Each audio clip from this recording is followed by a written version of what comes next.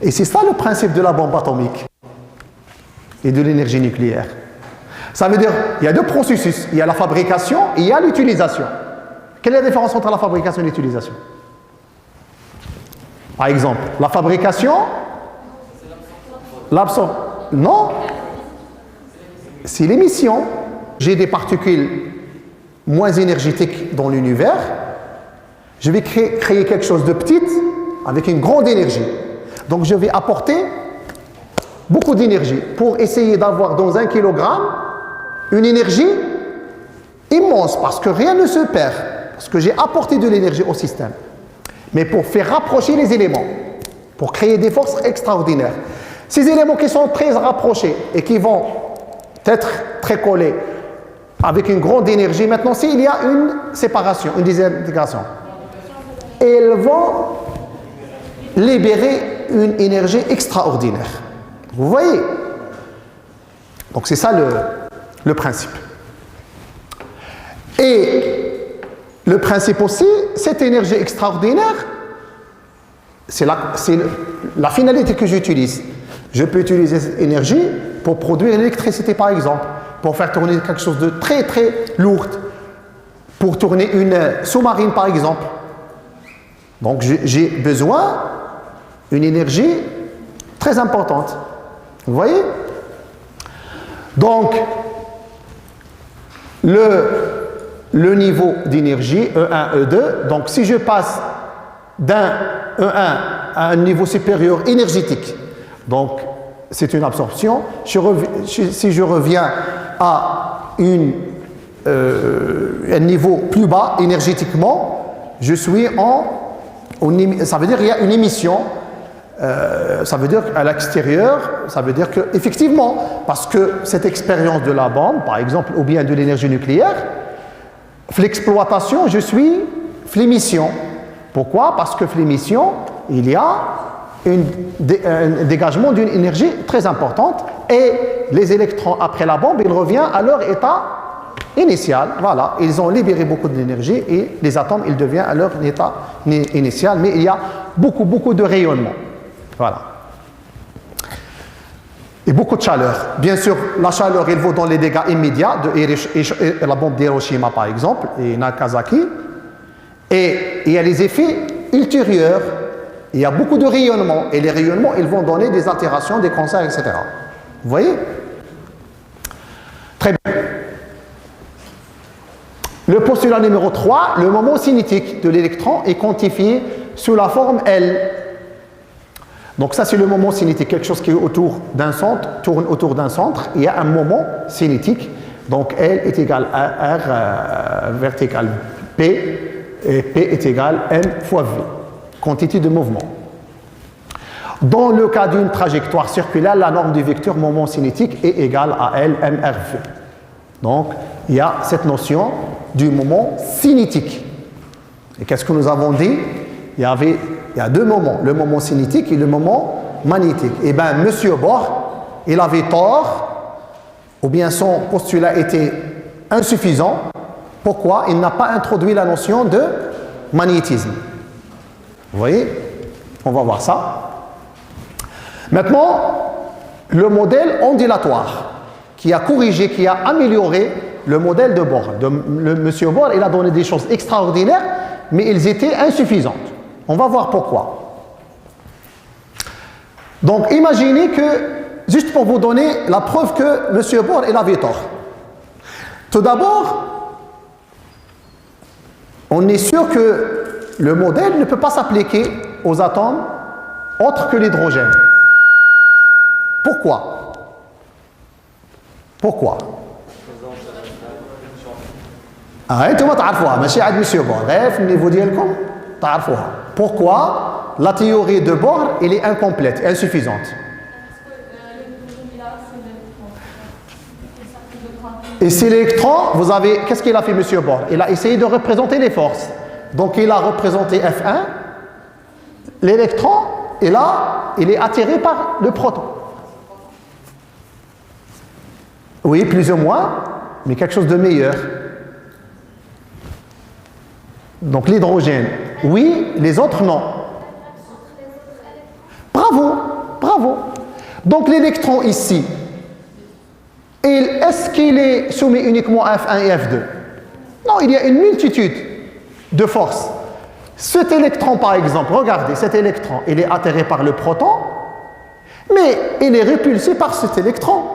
Il est repulsé par cet électron. Il est repulsé par cet électron. Parce qu'ils ont la même charge. Donc, M. Bohr, est-ce qu'il a pris ce modèle? Non, il a simplifié. Il a mis que l'électron, il est soumis uniquement à une force centrifuge et une force d'attraction. Alors qu'il y a plusieurs forces de répulsion entre les électrons. Avec la vitesse. Voilà, donc on va voir. Donc vous êtes maintenant convaincu que le modèle il est insuffisant pour les atomes. Donc insuffisance de modèle de Bohr, le modèle de Bohr ne s'applique pas aux atomes autres que l'hydrogène. Parce qu'il y a un nuage électronique. Ni en présence d'un champ électrique. Pourquoi? Parce que lorsqu'il y a un champ électrique ou magnétique, donc il y a une autre force, la force magnétique, un moment magnétique. Ou magnétique. L'électron est une particule à caractéristiques ondulatoires. Donc voilà la réponse moderne. Maintenant on est l'alternative. L'alternative, donc l'électron est une particule à caractéristiques ondulatoires. Comment? Donc maintenant, si on introduit cette notion, d'abord je garde une partie de la théorie de M. Bohr, elle est tout à fait correcte. Il y a des niveaux énergétiques, ça c'est un postulat, on ne peut rien dire. Mais cet électron, s'il vous plaît, je prends cet électron par exemple, là je prends celui-là, celui-là, il va tourner autour de l'atome, du noyau. Mais je vais vous donner une réponse plus exacte. S'il vous plaît. Donc par exemple, votre attention, s'il vous plaît, vous allez facilement comprendre le modèle ondulatoire. Très facilement. Donc imaginez l'expérience de 7 ans. Donc je prends ces rangées. Donc mademoiselle, derrière elle, il y a des étudiants. Mademoiselle, 9 étudiants. 8 étudiants. Ou là, on peut 10, 8, 6, 4, 2. 0. Ici, il y a 0. Yak. 10, 8. Derrière vous, vous avez 10 électrons. 8 électrons. 6 électrons. 4 électrons. 0 électrons. Et je suis dans le noyau, il est là-bas. Donc je suis un électron. Je tourne autour du noyau. Yak. Je tourne, on dirait l'expérience de M. Bohr. Monsieur Bohr, je tourne, je suis la même trajectoire. Bien sûr, il est étonnant. Et je tourne et je reviens à ma position. Parce que je suis uniquement soumis à l'action du noyau et la force répulsive. Maintenant, si j'introduis la notion des électrons, regarde. Maintenant, je suis là. Je suis attiré par le noyau. Et je suis repulsé par combien d'étudiants? 10. Donc, je suis là. Maintenant, je suis attiré par l'électron, je suis repulsé par 6 étudiants. Je suis un petit peu là. La force a diminué. Je suis repulsé uniquement par 6. Je suis là. Par 4. Par 2. Par aucun. Je suis là. Je deviens repulsé par 10. Je suis là. Par 6. Par 4. Par 2. Par 0. Je suis là. Donc, ma trajectoire, elle devient comment? Ondulatoire. Vous voyez? Est-ce que vous avez compris? Eh bien, ce modèle, c'est le modèle le plus approprié pour un atome qui a plus d'électrons. Voilà un exemple. Si vous étiez chez vous, pour ceux qui n'assistent pas ici, est-ce qu'ils peuvent comprendre cette expérience? Vous avez compris? Donc, voilà, le cours, il est si important parce que vous allez connaître quelque chose qui ne figure pas sur le support. Donc, effectivement, je suis attiré par le noyau, mais je suis repulsé par une dizaine d'étudiants, par une dizaine d'électrons. Donc, une force de répulsion plus importante. Donc, je suis repulsé beaucoup. Je suis repulsé moins. Je suis repulsé. Donc, je suis globalement sur la même trajectoire. Au sein de la trajectoire, il y a un modèle ondulatoire. Très bien. Vous avez compris. Et bien maintenant, on a toute la recette, tous les ingrédients, pour faire la recette. Et bien maintenant, il ne reste qu'à définir la fonction. Parce que une courbe dans l'espace, c'est quoi? C'est y est égal à f de x. N'importe quelle courbe. Donc il reste à résoudre l'équation. La courbe y est égal à f de x. Donc, et c'est monsieur de Broglie, donc déjà qui a posé l'hypothèse de lambda est égal h. S'il vous plaît, est-ce que vous avez compris ce modèle ondulatoire? Très simple. Donc vous avez compris, c'est une question de force multiple. Donc c'est la dualité onde-corpuscule. Le caractère ondulatoire de l'électron, il doit être écrit. Donc maintenant, le rôle des mathématiciens, il vous donne l'équation. Vous avez une parabole, f de x est égal à x au carré plus x. Par exemple, vous avez une droite, f de x est égal à x plus b, etc. Maintenant, j'ai quelque chose d'ondulatoire. C'est une fonction. Je dois avoir la fonction. Eh bien, la fonction, c'est le fameux travail de M. Schrödinger. Donc, M. Schrödinger qui a donné l'équation h psi y est égal f de x, h psi est égal e psi. Et on va voir psi. Donc, l'électron ne possède pas de trajectoire. Seule sa probabilité de présence est mesurable. Ça veut dire que, ici, vous savez que ma trajectoire d'énergie, c'est entre ce point-là et ce point-là. Donc maintenant, je m'éloigne à ce point-là et je suis là, je suis là, je suis là, je reviens. Donc ça veut dire qu'à un temps donné, je suis à un point donné, mais je suis dans une zone définie. Donc vous allez calculer la probabilité d'être, je suis là, je suis là, je suis là, je suis là, je suis là, je peux être là, je peux être. Donc c'est une probabilité. Donc l'électron ne possède pas de trajectoire, seule sa probabilité de présence est mesurable. Donc oui.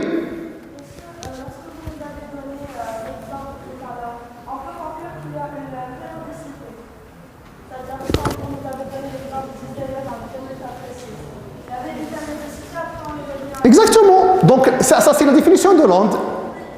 Il y a des cas où cette périodicité ne peut plus exister. Donc, on ne peut pas avoir une équation qui sera fiable. On peut l'utiliser dans n'importe quel cas. Non, en fait, c'est pas ça. C'est l'équation. Vous allez voir que l'équation, c'est simple. C'est une définition. Je sais que un étudiant X, je suis sûr qu'il est dans l'amphi. Mais au niveau de l'amphi, vous avez plusieurs places. Donc, l'endroit précis, vous ne pouvez pas le deviner, mais vous devinez la probabilité. Par exemple, vous avez 500 sièges. Donc, vous ne pouvez pas donner la position exacte. Mais vous pouvez dire que je vous donne 1 sur 500 qu'il existe sur cette chaise-là. Vous avez compris? Donc, c'est la même chose. Donc, je fais quelque chose d'ondulatoire. Donc, il y a plusieurs positions. On va voir ça avec plus d'explications, parce que c'est très important, s'il vous plaît. Donc, vous voyez maintenant ce que je viens de vous expliquer, que je suis chargé, je suis en mouvement, et je subis l'action répulsive et attractive d'autres charges avec un champ. Automatiquement, le modèle le plus adéquat, ce n'est pas quelque chose de rectiligne, de trajectoire, c'est quelque chose d'ondulatoire. Donc vous voyez le champ électrique et le champ magnétique, et bien sûr vous avez le je dirais, la trajectoire ondulatoire. Pardon, ici, c'est la valeur du champ. Donc, en fonction de l'électricité, je varie la distance. De l'électricité, elle est forte ici. Je suis loin. Ici, je viens plus proche à ce point-là. Donc, vous voyez l'ondulation. Et vous avez les valeurs que vous connaissez. HV est égal à C, lambda V est égal à C, H mu est égal à E. Donc ça, vous l'avez vu au secondaire. Et vous avez I est égal à K fois A au carré. Ça veut dire l'électricité, je dirais le courant. Donc, le photon, donc une transition énergétique vous donne une émission d'une H mu, d'une quantité d'énergie H mu, donc avec une fréquence, parce que H mu est égal à HC sur H mu est égal à combien? HC sur lambda. Donc H constante, C constante, lambda variable en fonction de E, de l'énergie. Donc en fonction de l'énergie, et c'est ça le principe que je vous expliquais. Donc les stations d'émission, je vais donner un signal. Donc en fait, le signal c'est quoi? Le portable. Je vais appeler monsieur ou la madame. Qu'est-ce que je vais faire? Je vais composer un numéro. Donc une onde, je vais créer une onde. Yak. Donc qu'est-ce que je fais? Le téléphone c'est quoi en fait? يلا شفتوا دابا حنا ما كيعلموناش لا تكنولوجيا كنقراو الكتوبه لكن سي صا العلم سي لا براتيك الجابونيين وهذا كيقراو هادشي دونك سي كوا en fait je vais composer un numéro ça veut dire je vais activer un signal électrique mais le signal c'est quoi en fait? Un courant, très bien. Un courant c'est quoi? Un courant. J'ai une pile.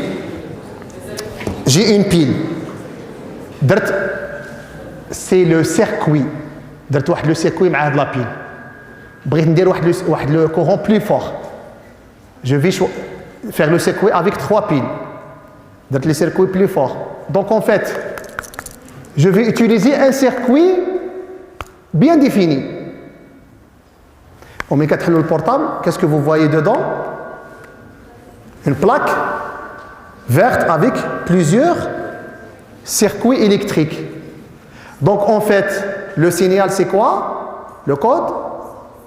Alors tu peux m'aller à l'équation là. Je vais composer un code. Ça veut dire je vais. Le bouton c'est quoi? Avec le téléphone, c'est quoi? Je ferme le circuit. Ça veut dire le circuit devient actif. C'est quoi? C'est l'électricité, un boucle. Donc la clé ou bien l'interrupteur, pas de lumière parce que ici l'interrupteur il est fermé. Le courant ne passe pas. Si j'appuie, donc je ferme le circuit. Ça veut dire qu'il y a une conductivité ici. Donc, et le courant passe. Et bien la différence c'est que chaque code il a un circuit. Donc il y a des circuits bien définis. Ça veut dire lorsque je compose, je crée un circuit, un courant, une énergie. Et une énergie, un photon, une onde. Donc je vais choisir une onde, une fréquence. Donc ce monsieur qui a le code de cette fréquence, il peut la retenir et il peut la décoder.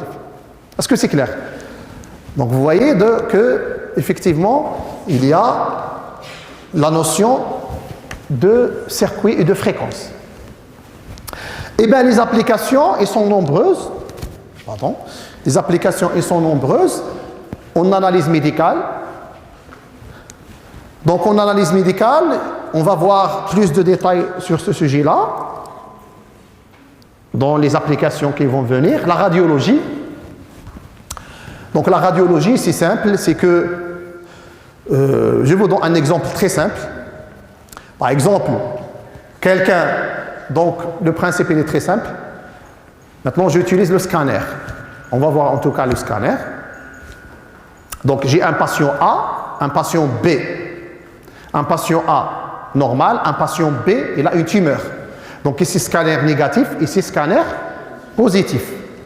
C'est très simple. Donc le scanner, regarde, je vais créer des sources d'énergie, hein, des ondes, ou là, des électrons, ou là, on va voir le principe de chaque outil radiographique, et il va pénétrer. Et il va pénétrer, donc l'importance de l'énergie ici, c'est quoi? C'est que les éléments qui ont une forte énergie, ils peuvent pénétrer. Très bien. L'état le plus simple.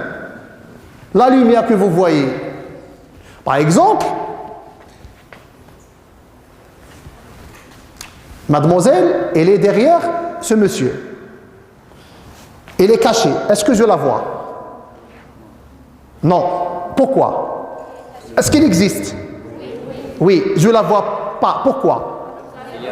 Parce que le niveau d'énergie que j'utilise dans mes yeux ne permet pas de franchir l'obstacle et de voir ce qui est derrière. Un exemple très simple. Donc cette bouteille, donc elle est remplie d'eau. Là, elle est vide. Il y a le hwa. Donc je peux voir ce qui se trouve derrière. Parce que le niveau d'énergie utilisé dans la lumière, il permet de franchir ce milieu et de voir ce qui se trouve derrière. Est-ce que c'est clair? Maintenant, si je remplis ce flacon par un milieu très sombre, très trouble, est-ce que je peux voir ce qui existe derrière? Parce que le niveau d'énergie que j'utilise, ou bien la source d'énergie, ne peut pas franchir. Eh bien, c'est ça, exactement. Donc, le scanner, par exemple, la radiologie d'une manière générale, en fonction du signal de l'outil, ces éléments, ils s'infiltrent, ils pénètrent et ils regardent. Vous observez. Maintenant, vous allez me dire, bon, maintenant je peux voir. Mais comment je peux faire la différence entre normal et malade? Eh bien, c'est simple. Je connais l'image du normal, donc tout ce qui est anormal, il est différent du normal. Donc, par exemple, on donne un exemple très simple. Par exemple, l'échographie. On va voir ça, l'échographie. Donc, l'échographie obstétricale, par exemple. Donc, on l'utilise, par exemple, souvent chez la femme pour diagnostiquer une grossesse. Donc, rahim, l'utérus, lorsqu'il est vide. Donc, l'écho, les ondes sonores. Donc, dbdabat sotia. Donc, vous avez d'ailleurs, pour l'exemple des ondes d'échographie classiques anciens, il y a نقول لك انتفاخ بالغاز. Donc, تضرب في الكرش ديالك مزيانه ما فيها والو الصوت ما يرجعش فيها الغاز ballonnement. Et bien c'est ça. L'échographie, donc vous allez donner des ondes sonores. Si l'utérus il est vide, vous aurez un reflet. Si l'utérus il est gravidique, il y a un fœtus, donc il y a une chose. ولا الحيط نمشيو نديرو الناس عارفين البنايه دونك عارف الحيط مغشوش ولا ما مغشوش ضرب عامر الصوت ما يرجعش خاوي يبقى يرجعك الصوت. Et ben c'est ça le principe.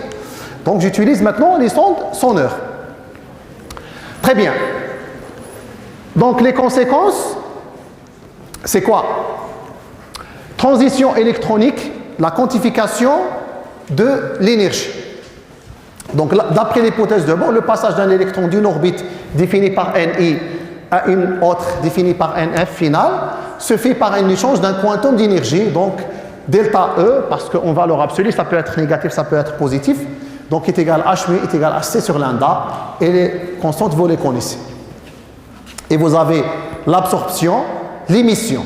Si vous apportez une énergie très importante, vous allez éloigner l'électron son retour. Donc, c'est une ionisation. C'est une ionisation. Et bien sûr, les autres états d'énergie sont les énergies, en fait, les états excités. Vous avez l'état stationnaire, stable, et l'état, voilà. Et après, vous avez l'émission, parce que si l'électron, il existe, vous avez deux solutions. Soit l'électron, il existe toujours, ça veut dire qu'il n'y a pas une ionisation, donc il a tendance à regagner sa position initiale. Et la loi de Lavoisier, rien ne se perd. Donc, où part cette énergie? Il va la donner à qui? Au photon. Donc, au photon. Donc, et le photon, il part. Maintenant, le photon, il reçoit une énergie. Hein? Il va se déplacer, bravo, avec une longueur d'onde h mu. Très bien. Et vous avez le spectre électromagnétique. Eh bien, le spectre, c'est ça. C'est l'allure, c'est la périodicité. Hein? Ça veut dire que le spectre, c'est la périodicité en fait, le résultat de cette onde électromagnétique. Donc, et vous avez, en fonction des états, par exemple, pour l'hydrogène, vous avez, les chercheurs, ils ont découvert la série de Paken, la série de Balmer, la série de Lyman. Ça veut dire en fonction de la longueur d'onde, le h mu, en fonction de la transition énergétique, il y a les différentes séries d'énergie. Très bien. Ces découvertes, et maintenant elles remontent à l'univers. Pourquoi? Parce que on entend souvent, il y a des films qui parlent de l'espace, donc l'existence temporo-spatiale, etc. Donc effectivement, si on étudie ça, maintenant les chercheurs, ils ont posé la théorie de Big Bang. Il a été consolidé. Parce que, évidemment, il y a l'expansion de l'univers et il y a l'énergie immense,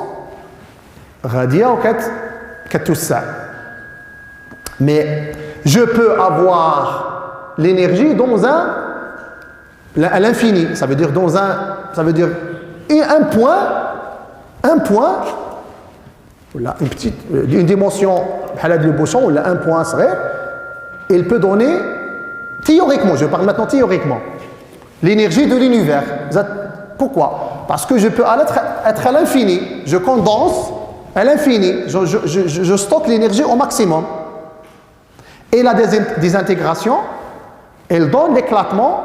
Donc l'éclatement, c'est quoi? C'est l'expansion et c'est la propagation de l'énergie. Et bien, c'était à l'origine de l'expérience ou bien l'explication de la production de l'univers. Les chercheurs, les Oslolo, les Baqiqet Oslolo, on a dans le Coran al-Karim.